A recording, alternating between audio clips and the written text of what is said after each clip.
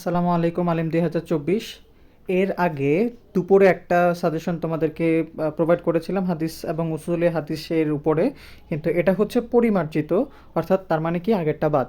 দুপুরে যেটা দিছিলাম সেটা বাদ। এখন এটার মধ্যে চেঞ্জ কি আসছে, এই যে দেখো এখানে খুতবাতুল কিতাব একটা ছিল, মানে হাদিসটা হচ্ছে এরকম যে নিয়তের উপরে, মানে ইন্নামাল আমালু বিন নিয়ত এরকম টাইপের একটা হাদিস আছে দেখবা, এটা হচ্ছে খুতবাতুল কিতাব।